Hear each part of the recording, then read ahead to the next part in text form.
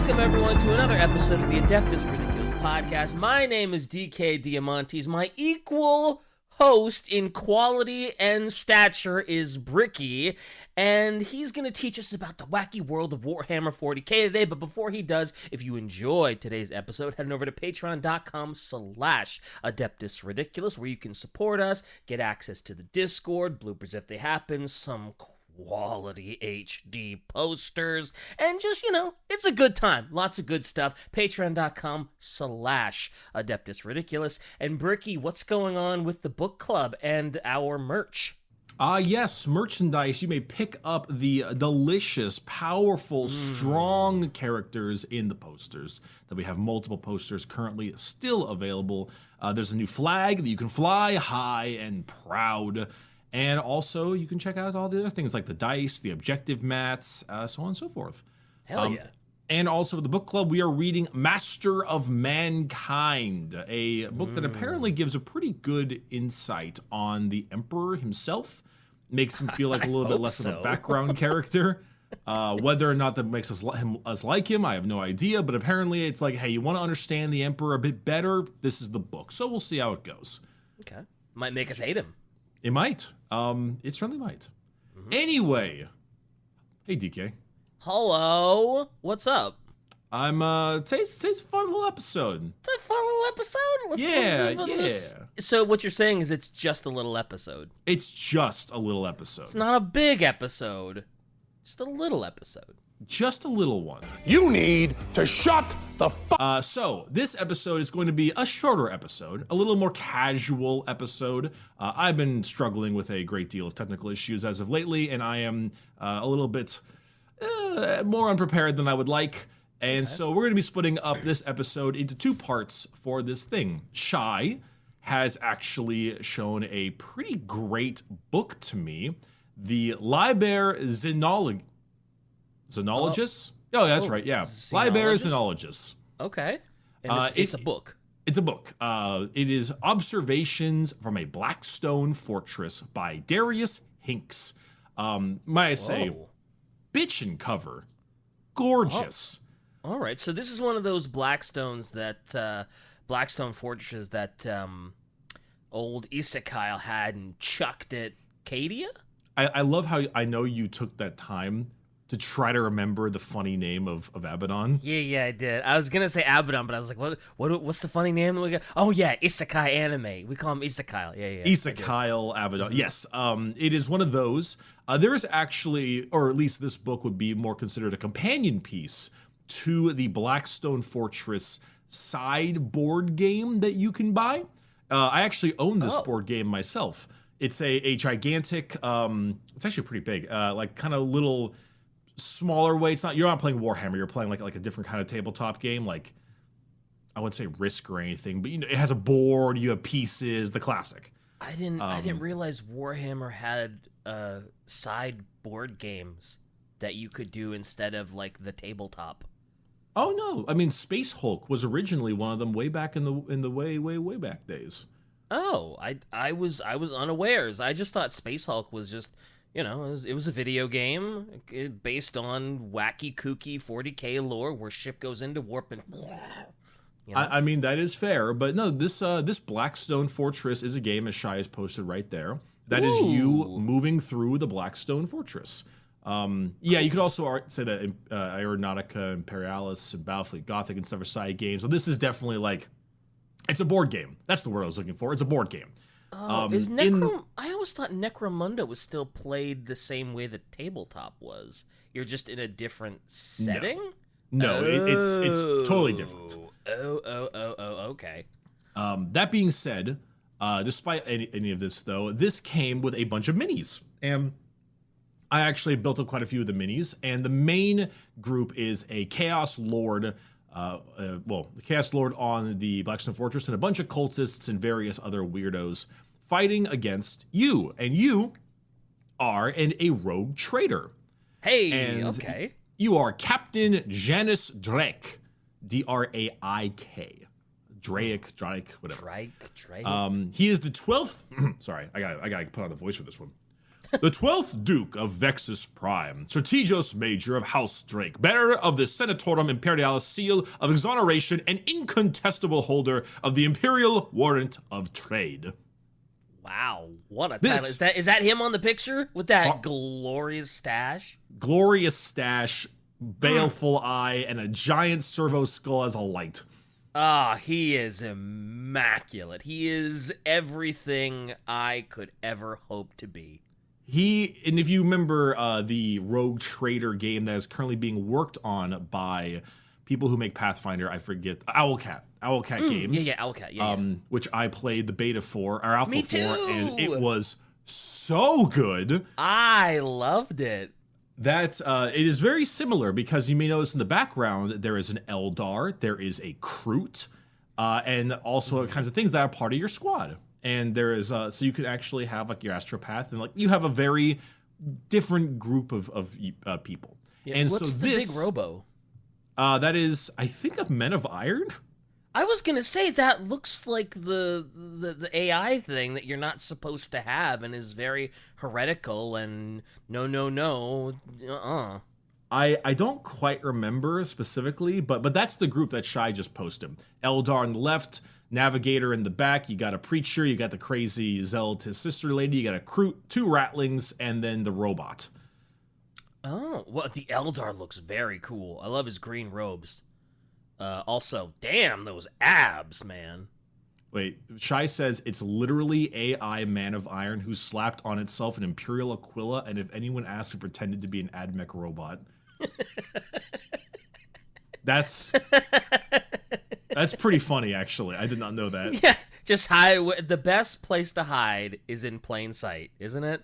Apparently. Anyway, in the first page of this book, it says, this volume, intended as an aid to instruction, is respectfully dedicated to the most glorious, the Lord High Commander of the Imperium, Rabute Gilliman, in gratitude for the much which, amid extreme difficulties, he has already done to promote the eradication in this galaxy of the Xenos threat. So this here is basically his... this guy is the most baller drip looking dude I've like. There's some pictures of him in this book. Oh my god, he do got some drip though. He's got some drip. It is basically dripping. His journal, his memoirs, and his learnings about Xenos races and the great enemy of mankind. Okay, so it's kind of like it's just a little what do I want to say? Codex on Xenos aliens, almost. From the perspective of this Duke. And among many things that he finds in the Blackstone Fortress as well as out of it, discussions with compatriots and companions and so on. For example, pretty early on, he talks about something known as Spindle drones.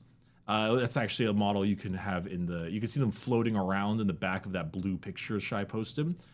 Okay. Spindle drones are like a little excerpt he writes about how these are in almost every single vault of the Blackstone Fortress, and they kind of just diddle themselves around, walk around the place with their funny little legs and stuff, and this big old eye, and once they get close, or once you enter an area you're not supposed to be in, they immediately just start slicing you to bits. Just butchering you all apart, because it's their guardians. It's threat detection, basically. Oh, okay. So so do they slice you apart with like the legs, or does that one eye start shooting lasers and stuff? I believe it's a little bit of both, but mainly slicing apart the legs. It is noted in the book that a good shot to the eye is a good way to take him down. Naturally, that's and fair. The last sentence states, "I would strongly advise against any attempts at diplomacy." Well, yeah, because they're drones. You can't talk down a drone that's, programmed to do a specific thing, right? No. There's also Guardian drones, which are much, much bigger. And Guardian drones require mass fire, artillery, heavy plasma weapons, etc. They are very weird in the sense that they will often make their smaller little spindle drones go all frenzying and start attacking you really fast and harm. But they, in a weird way, with the butchered targets that they use, they try to like sew it into the surface of the fortress.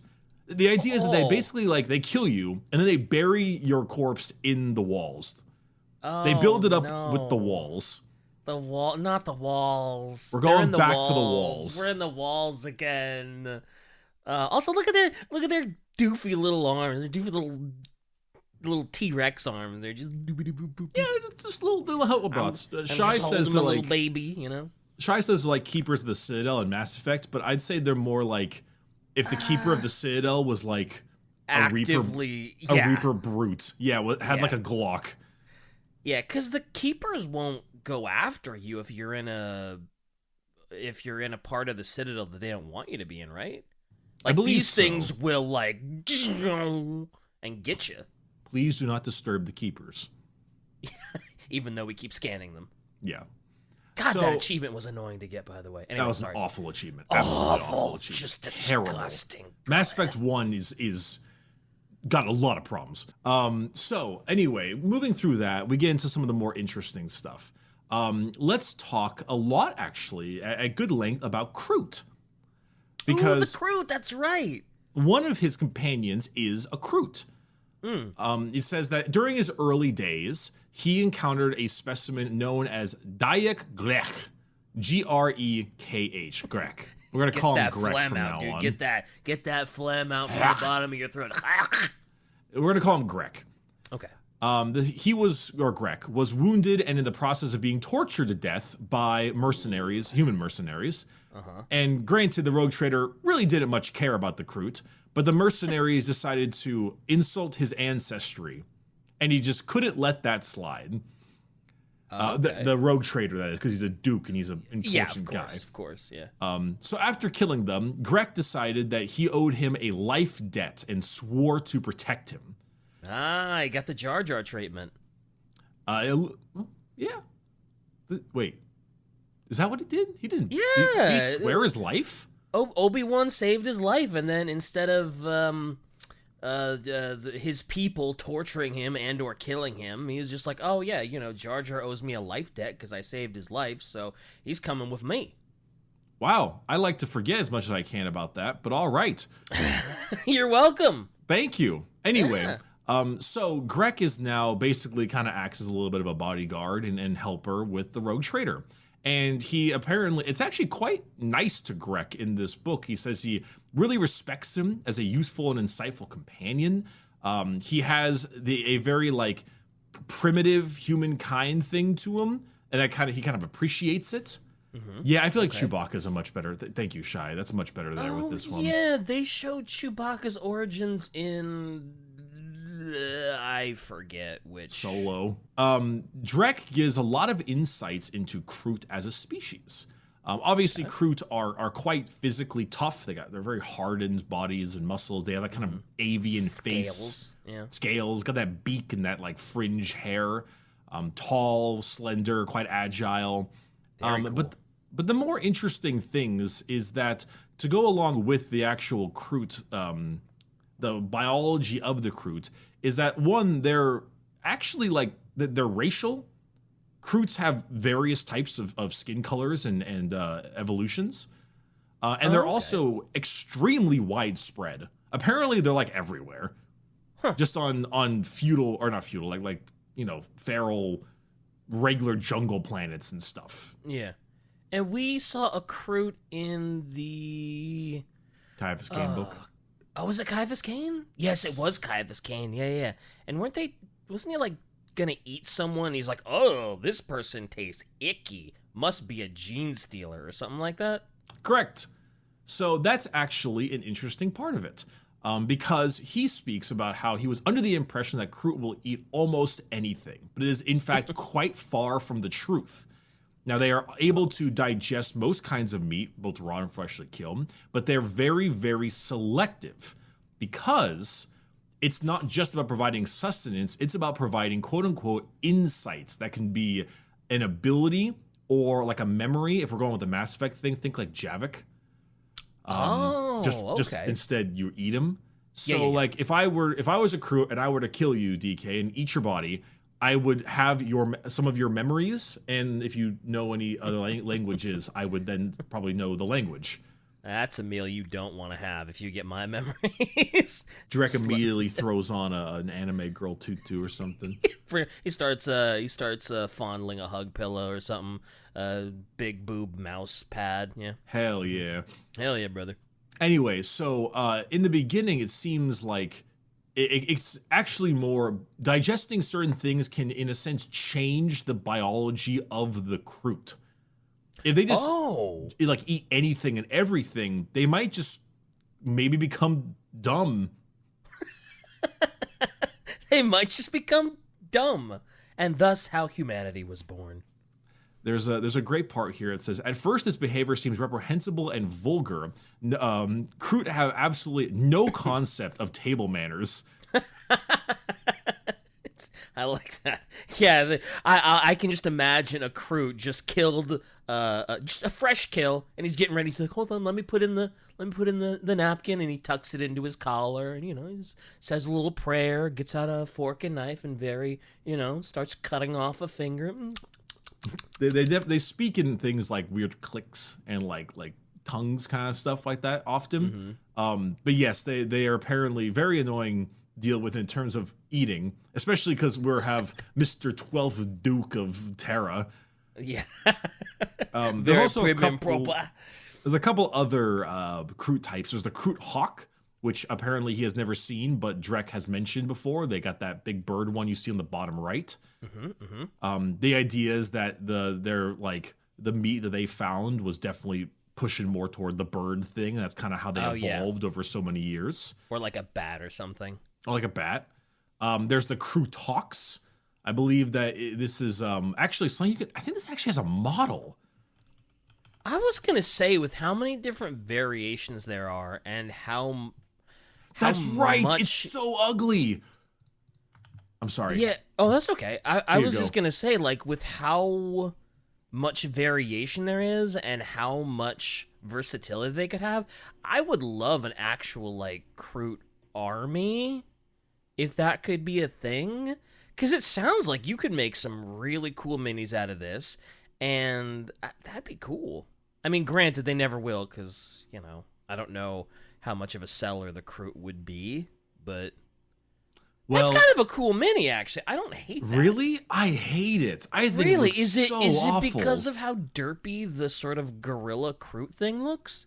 A little bit. I just think it looks bad. I think the Croot on his back looks all right. I mean, yeah, the gorilla thing is a little... I don't mind it, actually. I don't hate it. All right, fair enough. I mean, hey, you do you, but I do not like it one bit. I think it looks awful. Well, you also like SpongeBob. You do realize how many enemies you make with statements like that, right? Yeah, I do. Yeah, okay, good. But, anyway, Croot Hawks are Croot that are super large and chunky. Like the thing that he's on is a Croot. Yeah. It is just a Croot that has gone to become so tough and strong that they have, because they've eaten basically everything in sight. Oh, I thought you were going to say it just primarily focused on maybe like gorillas, muscular stuff, sort of primal animals, and so it kind of adapted to what it was eating, and it just kind of turned into this sort of a unga bunga, power first type of deal. It could have started that way, sure, but at the moment they don't really gain any insights from their food anymore. They're not very smart. They've lost a lot of intelligence by just eating everything and anything. So they just become base instinct, big hulking mass. So if you're a Croot, would it be better to be selective of what you eat so that you don't necessarily become a mindless Hulk? Yeah, that's the point. Is that like I mentioned before, that Croot is not a eat everything. It's picky. It's a picky eater, so it only eats certain things, so it doesn't become this way. Okay, gotcha. Shai says How did Croot that Planet already was slip out of my mind? Shai says Croot Planet was once attacked by Necrons. They fought them off and tried to eat the Necrons, which caused them to evolve to have nano-sized canoptic scarabs inside that immediately killed off all the Croot on the planet. Oh no! Let's go, Necron supremacy. Oh no! Oh, but for a second they did evolve to be sort of pseudo Necron-esque before. Oh, yuck. Oh, Croot. There's also a couple other Croots. There's the Croot Hound, the little dog. Oh, yeah, okay. Little angry, screechy Croot dog. There's also the Gnarlock, which is basically a gigantic winged Crootox. It is a big flying Croot. I immediately think of like the Avatar movie with the big flying dragons they have to tame. Oh, yeah, the Banshee. Is that what that's called? That's what the humans call them. Okay. I think of it like that. Giant Croot flyer kind of deal. Yeah, Banshee kind of makes sense. So, I mean, those are a lot of the variations of Croot. I do remember that there was something hilarious. Oh, there it is. It said, the more time I spent with Grek, the more I sensed that his glowering, monosyllable nature is a ruse. And I've caught glimpses of wry, dark humor in him. I believe the Croot only play the part of savages. They carry crude rifles and dress in rags, but cross the void in ships more efficient than anything in the Imperial Navy. Because Tau. Okay. Apparently, so they're kind of playing down how much they know and how smart they are. A little bit. It says, one occasion, Grek became unintentionally intoxicated and began singing. Saying, because this is one of the times he was breaking his facade. It said the poison in his blood reminded him of something called VAWK, V-A-W-K. The singing was so shocking and so unpleasant that it took me a moment to realize he was using Gothic. Oh. I something about drunk lizard Croot thing, just going to town drunk, karaoke, bakamitai. It's just I love it. I love it. I love it. He was apparently singing of something called the Battle of the Nothing Sea, and it's a long section, so I won't really go into it. But he was dame dame. Was he dame dame? Yeah, he was dame dame. Someone's gonna use that AI thing to just have the Croot saying dame dame now for a video. You're welcome. Excellent. You're welcome. But no, it's interesting seeing like the Croot companion, how much he's often talks in like riddles and weird things like that. But then I guess he got drunk and started singing about an old tale, like a drunk seafarer, you know? Drunken sailor. Yep. Yeah. Okay. Anyway, that's cool. It for the Croot section of the book. There's a whole section right after this about abhumans that I'd like to actually save for another episode, because I like I said, I want this episode to be a little bit shorter. I want to talk about something that I just really like, and we've talked about this already, but you probably forget it all because you forget everything. Yeah, that's true. Fair enough. And so I want to talk about the Catachan wildlife. Oh, what a shocking development! Oh my god, you of all people want to talk about Catachan? No. You got more? No, I'm done. You got more? You can keep going if you like. No, I was going to wait as long as I needed to. Shy, I don't want to make this episode too long for Dick. Shy, you know. Anyway, thank you very much, you son of a bitch. So, there was also a Catachan person that the Rogue Trader got a chance to talk with and meet and discuss. This was a man known as Kircher, Kircher. Okay. His by the name. Sorry, let me phrase that. The name was Lead Boot Kircher, holding court in one of the large booths in a saloon over in this drinking den, basically. So when he sneezes, he needs a handkerchief. That was awful. That was so awful. That was not even good. I'm disappointed at how shit that was. Holy shit. I live for those reactions. So, anywho, he was a Catachan guy there, and a Catachan guy and a bar is just like, it's like seeing an ogrin, a small ogrin. They're just so big, man. They're giant. Mm-hmm. And he was talking with him, and he said he demanded drinks as payment for every brutal tale he tells him. And by the row of empty cups arrayed before him, he had already explained several of his battle trophies to the various denizens of the bar. Okay. So he wanted to learn more about apex predators. And so he would go ahead and talk about the various things on Catachan. The first one being, of course, the Catachan Devil.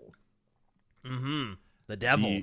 The devil, the scorpion-like arachnid that grows up to 100 feet in length. That's the one that's kind of like a train bug, right? Yeah, I mean, train bug more like because it's so long and stuff. Yeah, but it's not like actually the train. Yeah, ain't size. nobody riding this thing, because if you're riding it, you got eaten by it and you're dead. Well, the 100-foot in length Catachan devil has a barbed tail with venomous sting and a maw with poisonous tentacles. Of course, the rainforests are just completely teeming with it, and the guardsmen consider it a rite of passage to kill one. Holy moly! All right, cool. I like how in the picture Shy posted, its markings even have like a skull pattern on that front scythe thing.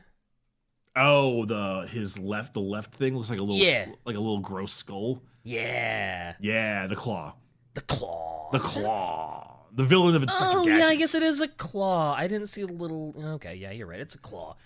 He says, in order to, for his first encounter with one of them, explained he had to fight it with nothing but a combat knife, as tradition indicated. After several injuries, parentheses, he pointed out horrific scars, he had been unable to get close enough to land a killing blow. Then, tapping his metal leg, he revealed in a nonchalant tone that he deliberately allowed the devil to lock its mandibles around his leg so that he had a chance to punch his knife through a weak spot in his carapace while it was feeding on him. He knew this blow would cost him the leg, but thought it was a worthwhile sacrifice to gain entry to the regiment. What a badass! It was an interesting thing. Apparently, Catachan devils can actually be rather easily defeated by just placing the discarded carapace of another Catachan devil near it, which will then get like territorial, and then you can just jump on the beast. But he considered it, quote, a cowardly ploy. That's fair.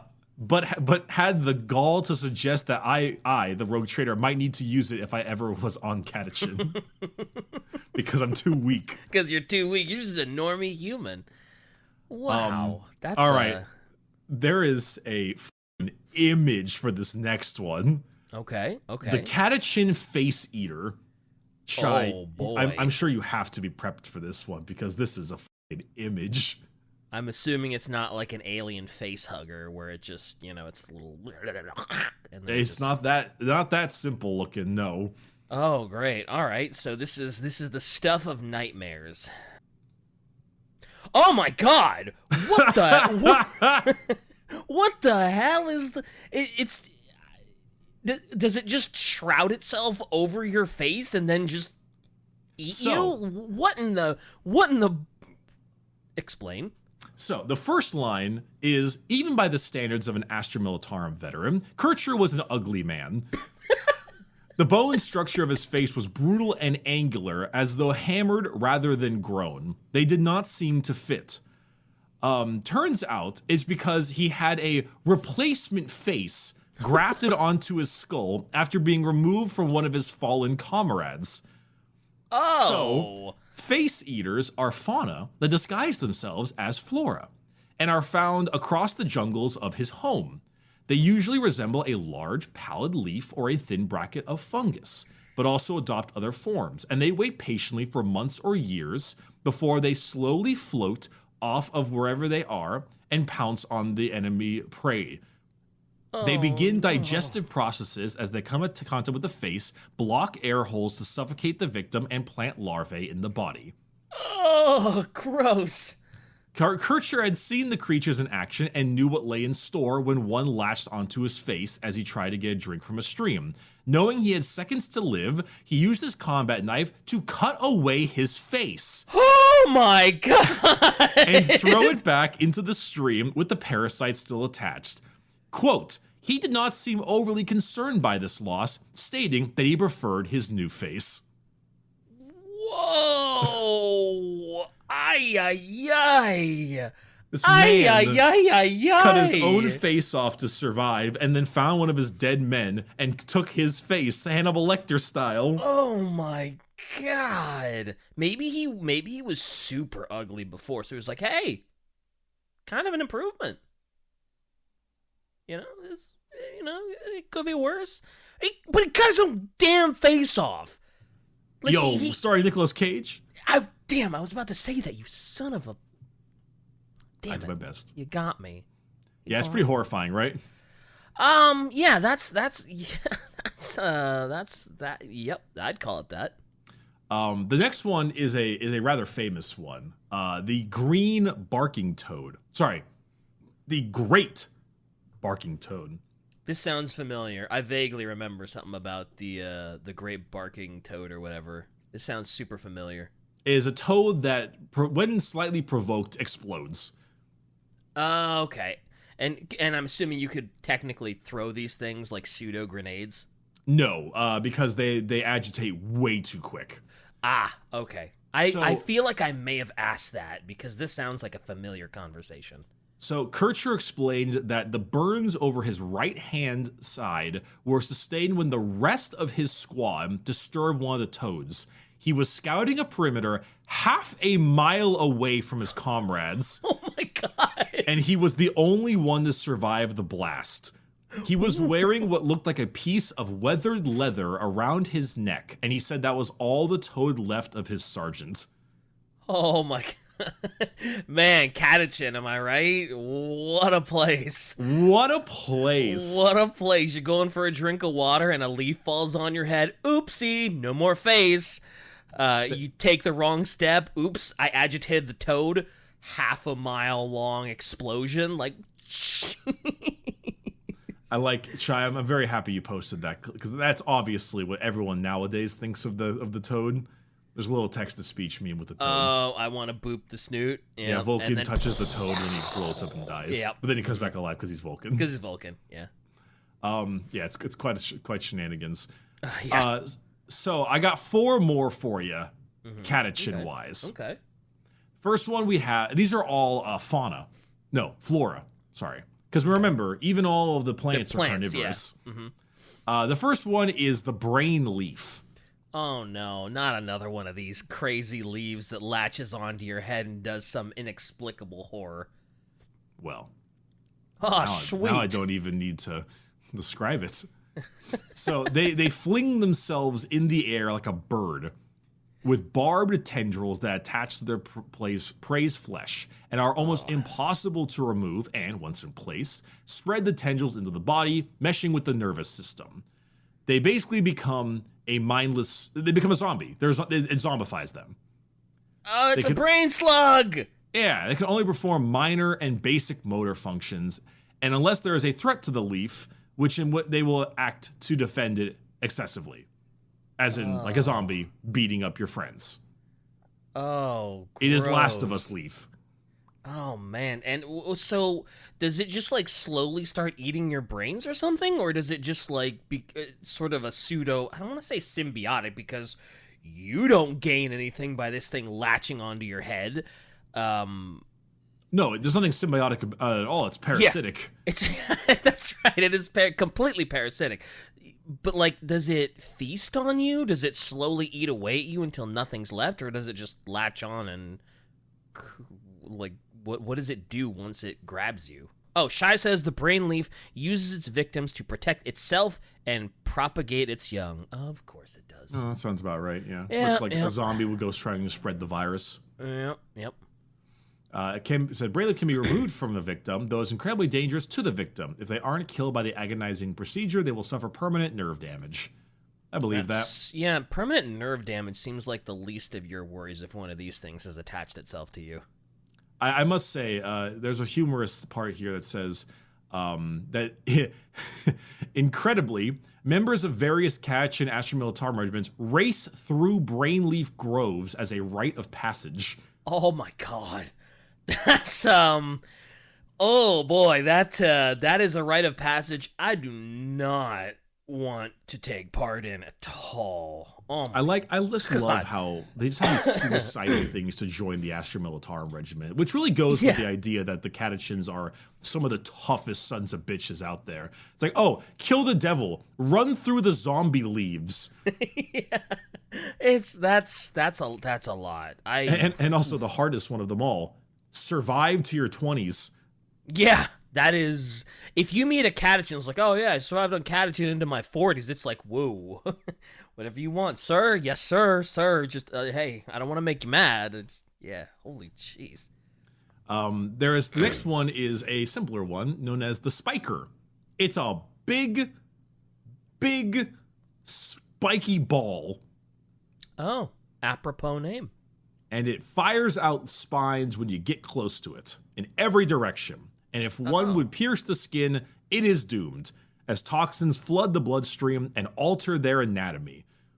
If it is human, it may manage to stumble around for an hour or two, sprouting spines from their flesh. But it is so fast-acting that they will not understand what is even happening before they have completely turned indistinguishable, just like the original Spiker. Oh boy, so it's like Sonic the Hedgehog from hell. That is... Why is it like that? What do you mean, why is it like that? Why? Just because it has spikes? Yeah, and it curls up into a ball? No, it just is a ball. Oh. It just fires quills. Yeah, and well, turns you yeah, into look at that gif of Sonic going fast. It's the same thing. He's all spiky and stuff too. I think this thing is immobile.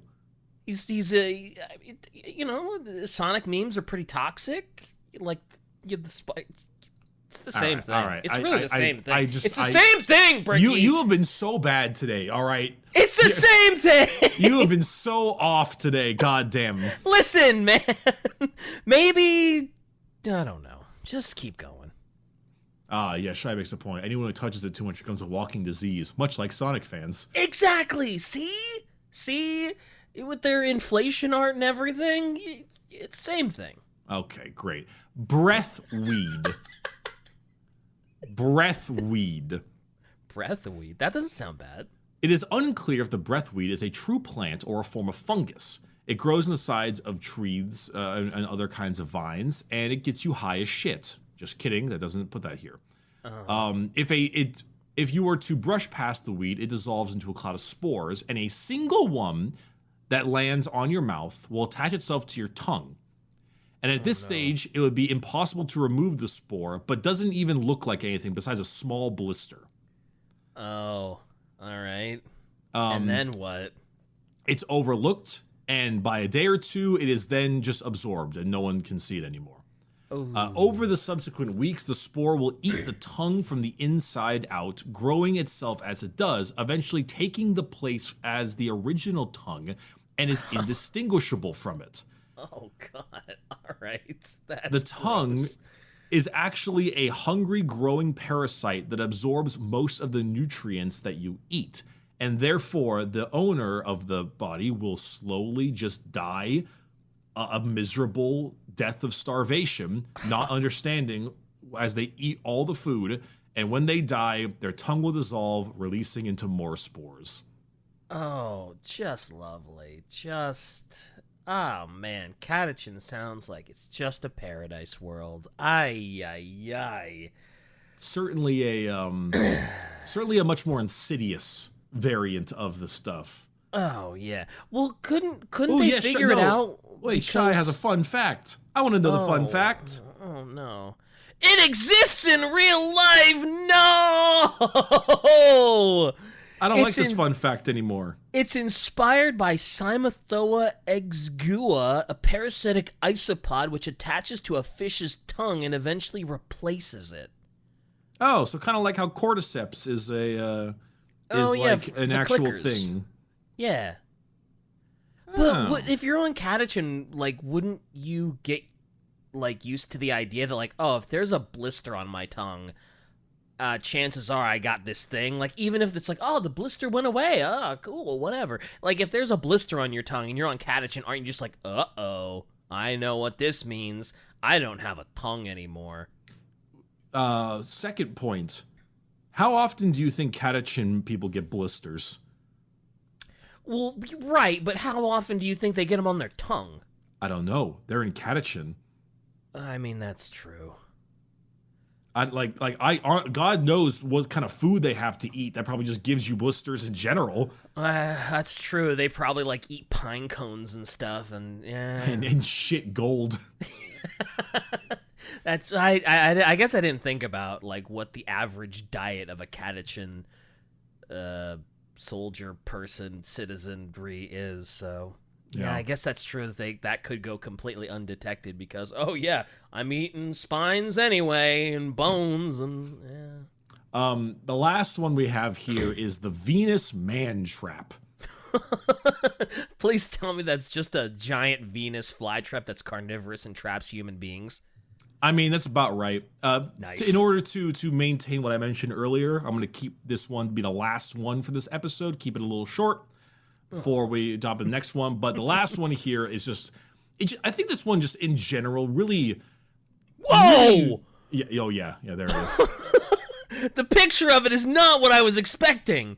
So I feel like there's nothing that really grasps Catachan than this thing right here.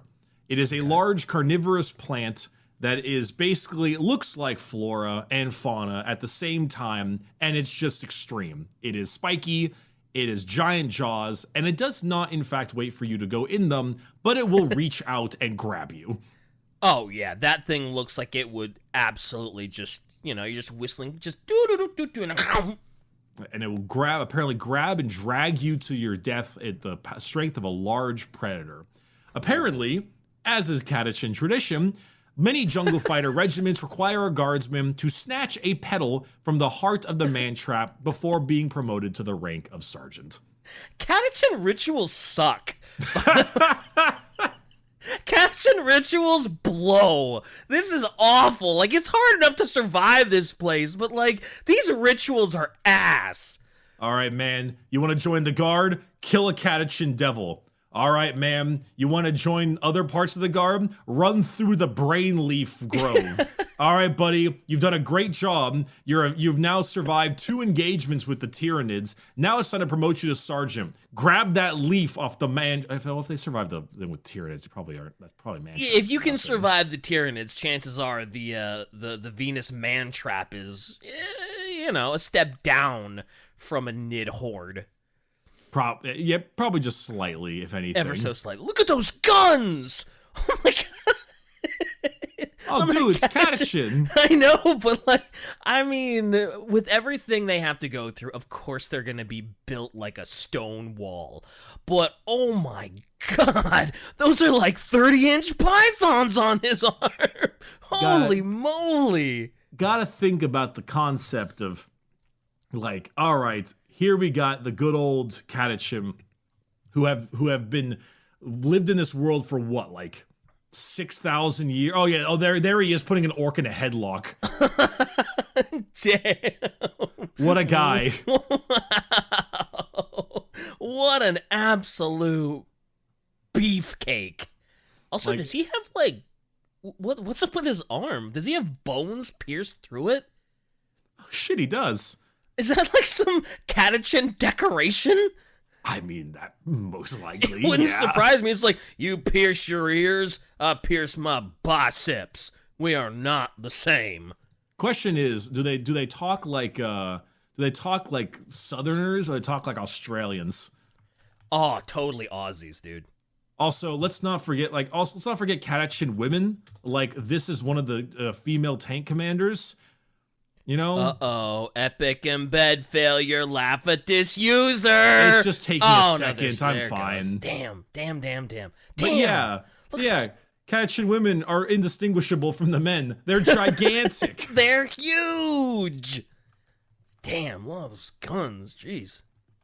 Yeah, they there's the orc skull on the front, Jeez, let's go. Catachan that is a wild planet to live on. Where is that? Oh, there it is. I was looking for this image for a while, too. The more recent one of fighting the demons. Look at that dude. Oh, yeah, I remember this picture. Wow, that's a big gun. Is that a normal-sized That's bolter? A bolter, yeah. Jeez. I did not realize how big bolters were.